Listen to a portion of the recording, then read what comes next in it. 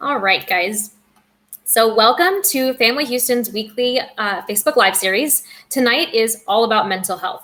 So, I'm Shelly Long, the manager of communications at Family Houston, and I'll be the moderator for tonight's session. Now, before I start asking our guests, Anna and Brianna, questions, I wanted to share just a little bit about Family Houston with you. So, we were founded in the wake of the 1900 hurricane and the smallpox epidemic that followed. So, for over 115 years, a big part of our legacy has been taking action during a disaster. So, since social distancing recommendations began in March because of COVID-19, we have helped over 1,300 Houstonians who are facing challenges with basic needs, financial insecurity, mental health struggles, some for the first time in their lives. And as we all know, COVID-19 is affecting everyone. So if you or someone you know that could benefit from our services, please message us privately here on Facebook, or you can call us. I will drop our contact information in the comments section for anyone who thinks they might need it. And during the Facebook Live, if you guys have any questions that you want to ask our counselors, feel free to comment, or you can message us privately, and at the end, they will go ahead and answer those for you. So to get started, I am joined by Brianna Eagleton. She is a licensed clinical social worker with Family Houston, and Anna Lochner, who's a licensed professional counselor. So welcome to both of them. And the first question I have, I'm going to ask both of you. So what do you think the biggest struggle is for people in regards to mental health? And Brianna, will you go ahead and take that question first? Yes. Hello, everyone. So what I think of when I think of the biggest barrier to mental health is access to care, right? And so first, I kind of separate that into three things. So the first is the lack of awareness, right? I think as therapists and in Houston being such a big community, we forget that there are people that have no idea that mental health services exist, how to get access to them. They just lack the awareness, right? And then if they are aware, there are limited options and long waits. So people are having to drive far or wait a long time to have an appointment. And that can really make it tough when seeking treatment in the first place can be really hard. Last but not least is insufficient coverage and high cost.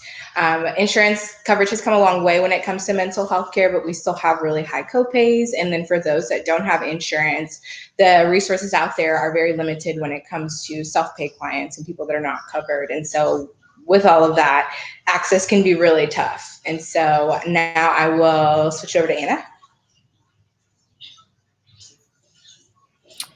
Hi, thanks, Brianna. Another issue that we've noticed is stigma. That we've really also come a far way with reducing the stigma of receiving mental health help. There definitely is still this kind of feeling of fear with some people to seek out the help. I've had clients tell me myself that they were afraid to seek this help because they didn't want to be labeled like crazy or like psycho, like names like that. That can make it very daunting to seek help. Something that I've also noticed with my young professional group, that group of people mention fear of being judged at their job. Though it's definitely illegal to be discriminated based on seeking mental health services, it's more the sense of being judged by coworkers or your boss, the sense of wondering if your competency to do the job and whether the trajectory of your work is going to be affected if you're taking off every Wednesday at 4 p.m. to see your therapist. So that has definitely affected a lot of people seeking out help, and just like that general fear and wondering like, what are other people going to think of me, which is not there typically if you're just going to get your physical from your general physician. Thank you guys for that information. Now, also as mental health professionals, you both know the importance of taking care of your mental health. So how do you each do that? And Anna, I'm going to jump to you first this time, if you can share how you take care of your mental health. Sure. So while I'm not seeing anybody right now, I have seen counselors off and on for most of my adult life. And I think that has been very, very crucial, especially being in a helping profession. There is such a need to have some place to go at the end of the day and just kind of unload all of my problems as well. Two of the other things that I do for self-care on a very regular basis, one of them is exercising. I specifically love group exercise classes like indoor cycling, Zumba, Pilates. I've been missing all of those lately, so I've had to improvise, but that's something I participate on with regularly. And another one is my Christian faith and the community that brings about. That is something else that I very strongly rely on in all times. What about you, Brianna?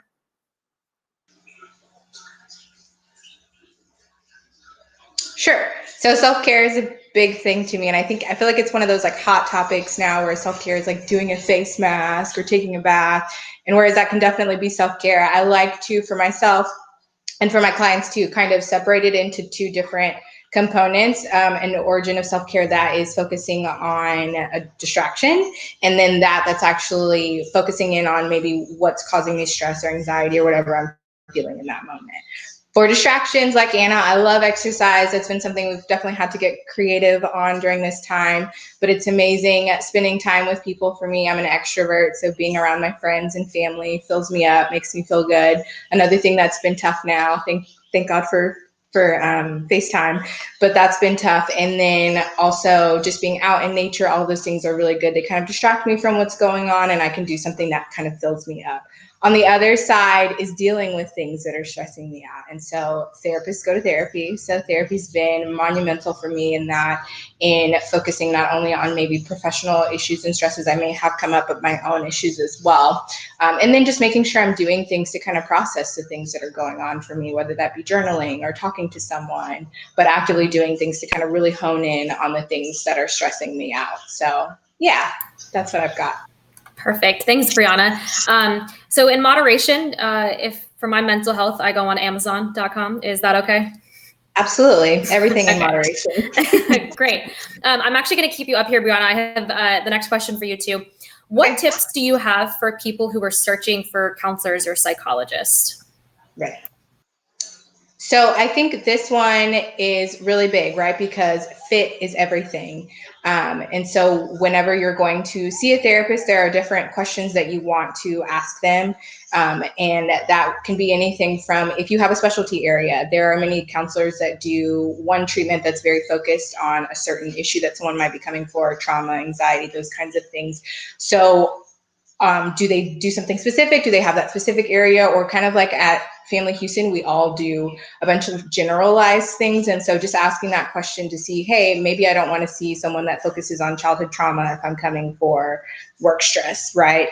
After that, especially if you've never been to counseling before, is asking them kind of how it's going to look, right? And as a therapist, when I hear that, I'm talking about my modality in kind of a layman's term, right? And explaining like, okay, this is the way that I am looking at that might help you, and this is what our sessions will look like. So asking those questions so that you know, hey, this therapist that I went to, that meets my expectations, or if not, then I need to kind of shop around a little bit more.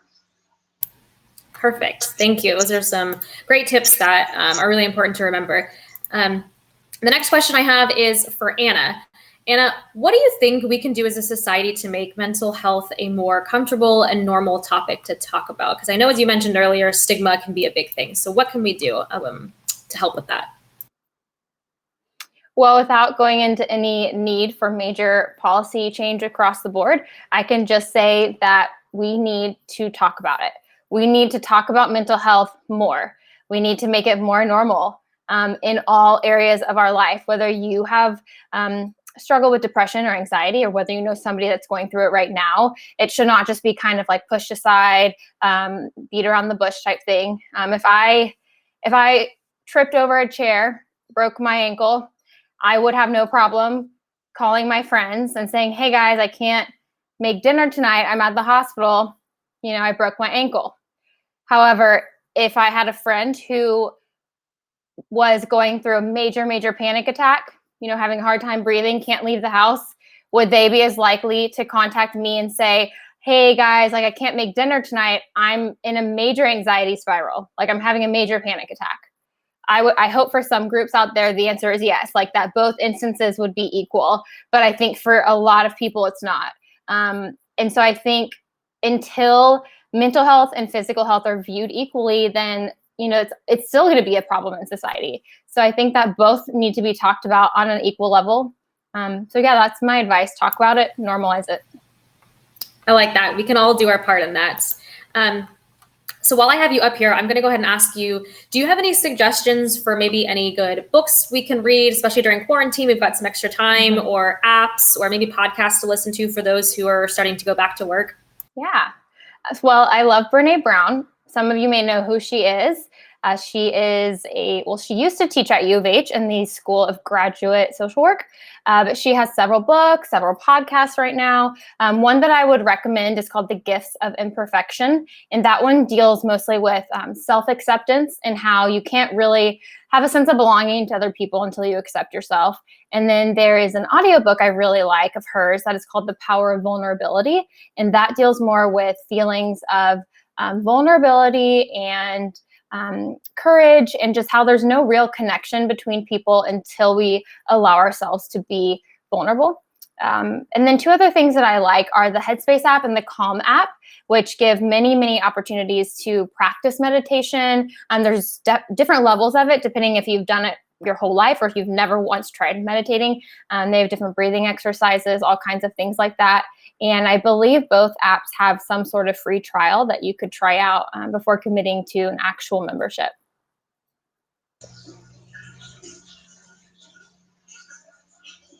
Awesome. And I love everything that Anna shared, especially apps. I think, whether we're doing it in addition to counseling or just kind of on our own, there are so many different things, free resources that we can seek out to be helpful. So I definitely love those apps. And for me, kind of for my own personal development, I use a lot of behavioral techniques. So looking at like behavior and how it impacts the way that we feel in my sessions with my clients. And it's also one of the ways that I love to do personal development for myself. And so two books that I think have been really helpful for that is Atomic Habits by James Clear. And it basically takes a modality of therapy that we use and puts it into layman's terms and talks about how changing small habits each day can have a really huge overall impact in our life. Another one is You Are a Badass. And I like this one because it really addresses the way that we talk to ourselves, and we talk about in counseling a lot of times the voice that we have in the back of our head and the things that we're telling ourselves really, really impact the way that we feel and the way that we behave. And so kind of taking in books and podcasts and things like that are really good because we can start to shift that dynamic for ourselves. And so I think really when it comes to, like I said, even if you're going to be complementing therapy or you're going to be doing it on your own, just doing a Google search, finding an area of interest for yourself and seeing what books and podcasts are out there and just kind of playing around with that, because there are so many resources, even free ones, that we can use. Awesome. So, okay, with all of that, we can all go and either download an app or do some sort of meditation or mindful journaling tonight. So that's what everyone on here tonight should do. Yes. So Brianna, say someone is going to go and try to find a counselor. Can you maybe walk us through some of the steps about how to find one, or how to is it through insurance, that kind of stuff maybe? Sure. I think that's a great question, because I think there's so much that goes into the decision of seeking counseling or therapy that then once you actually come to that decision, it's like, okay, now what, right? And so what I like to do is to explain it. Typically when I'm seeing someone, they've already gone through all those steps, but I like to break it down into 3 different steps, right? So the first, which is what you mentioned, is finding out if you have coverage. So if you're employed and you have benefits, looking to see if your insurance covers mental health treatment, or if you have an employee assistance program. You can find a lot of these things just kind of going through your benefits package when you were hired on, or if you feel comfortable reaching out to human resources to just get information from there. So after that, it kind of splits off, right? So if you do have insurance, I always recommend for people to call their providers and see who's in network, either for the insurance or the EAP, whichever one that you're using, who's in network and kind of has the specialty roughly or the area that you want, and choosing a couple from there, and then doing some research afterwards to look into those providers and see maybe who, preliminary would be a good fit. And then if you don't have insurance, I recommend psychologytoday.com, just going on there, putting in your zip code, and maybe if there's any special locations that you want from your provider. And then if you don't have insurance, you'll be looking for kind of like the hot words are self-pay or sliding scale or private pay, just to make sure that they also see that those clients that don't have insurance. Last is, this can seem overwhelming, but choosing 3 to 5, maybe even more providers to kind of have on your list to reach out to. I suggest this many because even if you find someone that you fall in love with on the internet, you want to call because you need to see if they have the availability that you need to make sure that they're actually taking clients and that their information on the website was correct. And then maybe you can ask them more questions about specializations as well when you get on there. So it's a lot, but if you break it down into those 3 steps, it can be a little bit more manageable for someone that's trying to seek counseling. Yes, that definitely breaks it down. I think it can really be overwhelming with that. So thank you, Brianna. Anna, so say someone is wondering when a good time to go to therapy is, or if therapy is right for them. Do you think you could maybe share some information on when that could be? Yes. Well, first, I'm going to say that anytime is a good time for anyone to start going to therapy. Yes, there are specific symptoms that I will talk about in a minute, but really, honestly, I think everyone in the world should be going to counseling. I've had so many people tell me that they dreaded going to counseling. They went because their mom told them to, or because their significant other said to, or whatever the case. And then they left there, being like, wow, this is the first hour in months that I have just spent and talked about myself only. And I think that is really important to recognize that we live in a society where we are so busy and we are just constantly taught to think about the next thing and think about the next person. Who are we taking care of and what are we doing next? And to actually slow down and just sit and talk about anything you want. That is a rare gift. And I think everybody should be giving that to themselves. But also, if you are concerned maybe about some specific symptoms, or if you're a parent and you might be noticing some things in your child during this time together, some of those things to look for would be past trauma or recent trauma, having a hard time kind of moving past that or talking about it and noticing it's still affecting your daily life. Some things like grief or loss, that could mean anything. That could mean of a relationship, that could mean of a person, a family member, friend, that could mean of an animal. Insomnia, feelings of depression, things to look for there would be maybe constant negative thinking, lack of energy, lack of motivation, just feelings of sadness and hopelessness.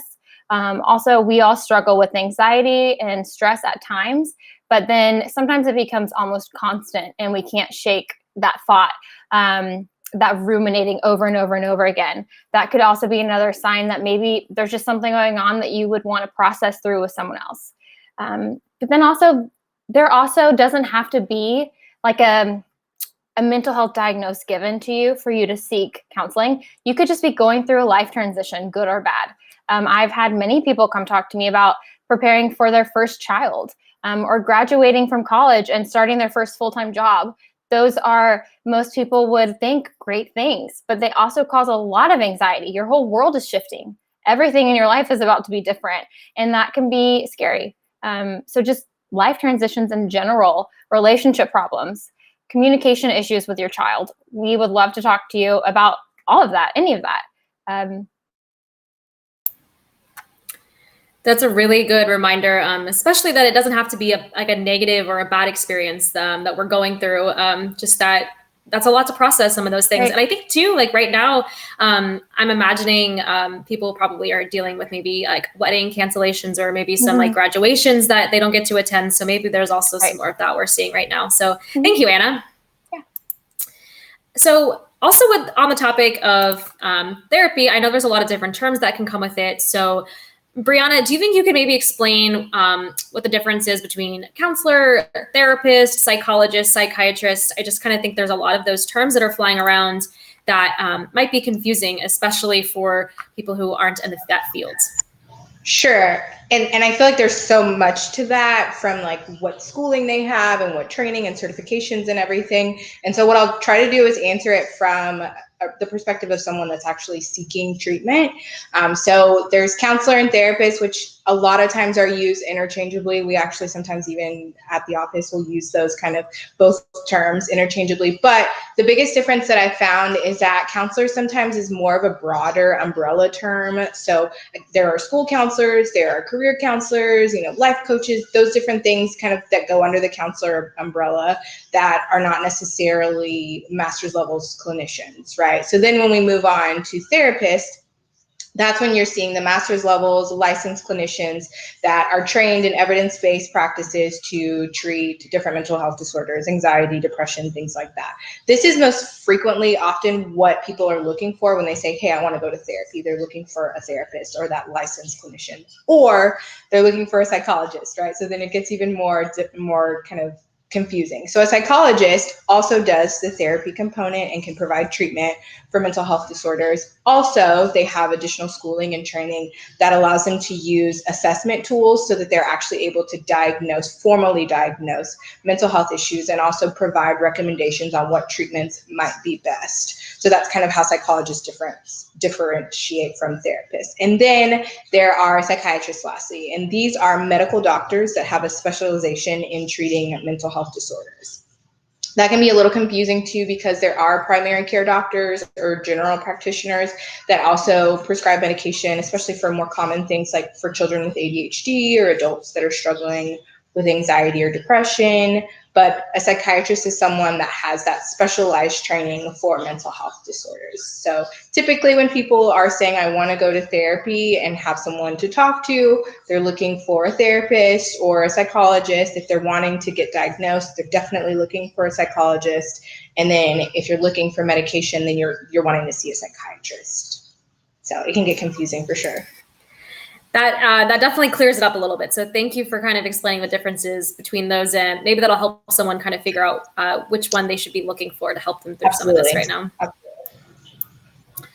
Now, I know a hot topic right now is COVID-19, and I'm sure a lot of you are probably sick of hearing about it, but I am curious if you guys have seen a change in the type of counseling needs during this pandemic, and if you have, what are some of the top issues you're seeing? I'm gonna have Anna answer this first, if you don't mind, and then I'll throw it over to Brianna to fill in some too.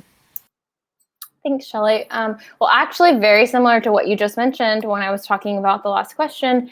Something that I've been seeing come up a lot in my sessions is that people are just really grieving the loss of celebrations. They're having sadness over the lost opportunities and events that are no longer getting to occur right now due to the social distancing. I work with a lot of high schoolers and college students and young adults. So the things that I'm seeing are sadness over not ever getting to experience a senior prom, not getting to be there for their college graduation, having to postpone weddings, sometimes even twice, depending on when the first time was postponed. Those things are very hard. And a lot of people are also feeling guilt for being sad about that, knowing that there is greater, issues in the world. So we've been talking a lot about just allowing yourself to grieve, allowing yourself to be sad that something you planned for, a huge milestone, is no longer happening. But then also not getting stuck in that moment, finding ways to push forward in acceptance, and doing that by really kind of focusing on what you can do to find a sense of purpose in this time. For some people, that means reaching out to someone that they've been meaning to for months but haven't, completing a project they started and just never finished, trying a new skill, doing that thing that we've all said, like, oh, if I wasn't so busy, I'd do this. Well, we're not busy now, so we can do this. And so I think that's been a little helpful, at least to infuse some purpose into a time that has started to feel very purposeless. And just allowing them that space to openly express their feelings in a non-judgmental and accepting environment.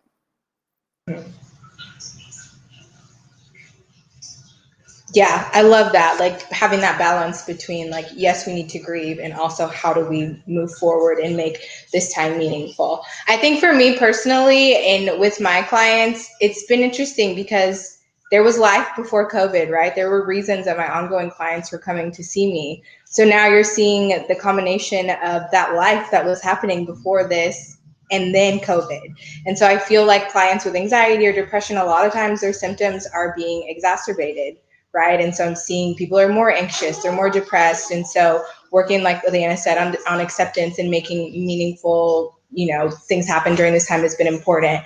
But also as a therapist, just kind of being more human with these clients and my clients in this time, and sharing that, hey, like I'm also struggling with being in the house with my kid all the time, or, watching more TV than usual, or not feeling as productive. And so really a lot of times when I'm meeting with clients, their experience may be totally different than the one that I'm having. But now I'm in my dining room, like I'm doing therapy from my home. And so just being human with them and vulnerable, and just talking about, that this is something that we're all dealing with. And so how can we make the most of it has been really helpful in this time.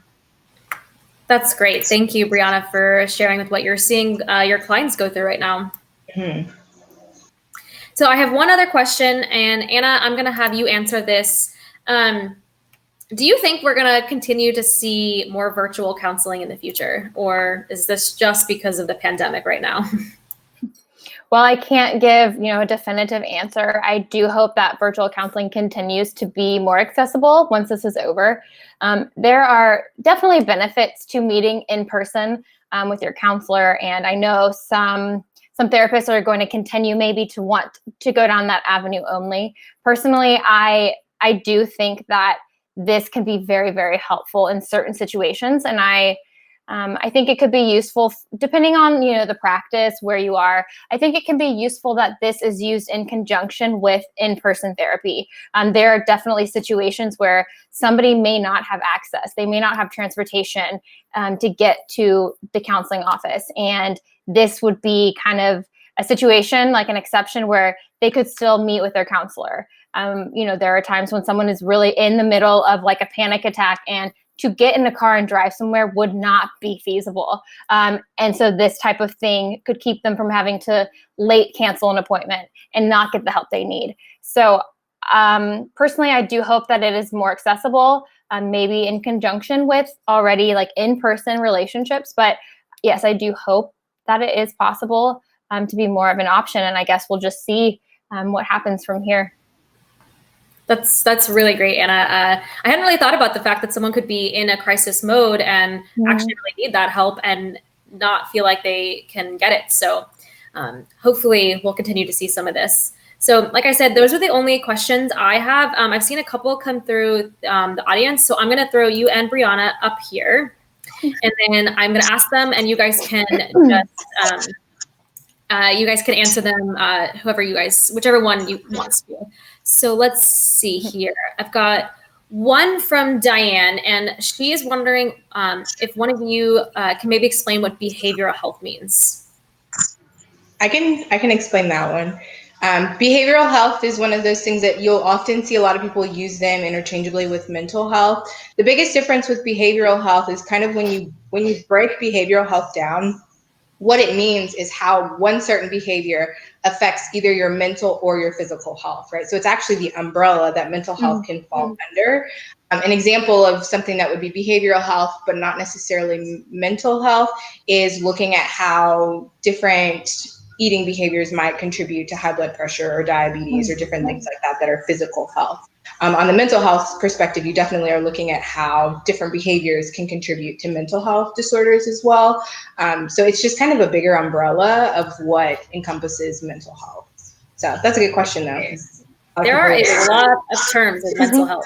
Right, yeah. And sometimes we are like, wait, what? But yeah, I'm glad you answered that one, Brianna. I was like, Yeah. I see one other one from Jake, and this is actually probably something we can all relate to, and this is probably really great for us to know about. How do you bring up the topic of mental health to a friend who might be struggling or going through something? Well, I can say first that I think, of course, depending on your relationship with the person, but it sounds like in this case, they're probably a friend or a close family member or something like that. I just think it's important to not skate around the issue. It can be kind of our tendency to avoid situations that are awkward, to avoid conversations that make us uncomfortable. But in doing so, we don't reach out to somebody that really needs us. And for people that might be going through some sort of mental health crisis or just depression or anxiety, they most likely aren't going to make the first move. And it can just be so helpful to have a close friend approach you and make that first move. So that's the first thing that I would say about that is don't be shy. That would, they might not be super receptive at first, but honestly, it will be very, very helpful just knowing like that someone sees them. Right. Yeah, I love that. And then just to add on to that is just, I feel like a lot of times we have this pressure as a friend if we see a friend struggling or they're coming to us with an issue or something, we have this pressure of like, what do I say? What do I do? Listen. That's a lot of what we're doing in therapy, listening and just being and sitting with someone in a time that's not comfortable and they're not feeling their best is just so powerful. And there's so many times that there is no right thing to say. I mean, that happens to us in session all the time. So if you have a friend, being there, listening, and then like Anna said, if you know them and are comfortable enough on that level to let them know, share the information that you've learned today, or a lot of times we have information that our friends just don't have. And so being able to be vulnerable enough for them to say like, hey, I see you and I hear you, and this is what I think could be helpful. And if they're not ready for that, saying, what can I do? So, yeah. We've got one other question that just came through from Jorge. This is interesting. What's a sign I'm reaching my goals in therapy? Ooh, that's a good one. Yeah, that's a good one. That's a good question. I can start. So goals are huge in therapy. And so we talked a lot about like when would be a good time to come to therapy, and any time, right? But I think one of the biggest things to start is, what are your goals? And so as therapists, as we start to get to know our clients, we talk about, hey, what are we looking to get out of this? I asked that in the first session, but it gets clearer kind of as we continue to move. It's like, hey, what do you want out of this? And so once you've established that, as your counselor, we're going to be talking about that every session. Hey, if you wanted to work on your anxiety, how many days did you feel anxious this week? Or, how were you able to manage them? And so once we see that, hey, I'm feeling less anxious, if that was my goal, and, that might not be that we're able to control the things that make us anxious, but we're able to actually use skills and things that we've learned in counseling to manage that anxiety, you're reaching your goal, right? And it's different for every person. It depends on you come to counseling for. Some goals are just kind of ever changing. If you're coming and processing kind of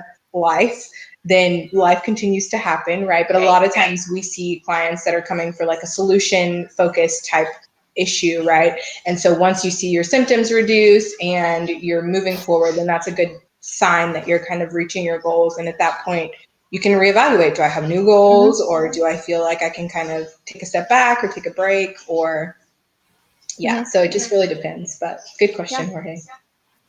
Yeah, that's kind of what I was going to say. I would just add something like kind of to what you were saying, though, that goals can be evolving.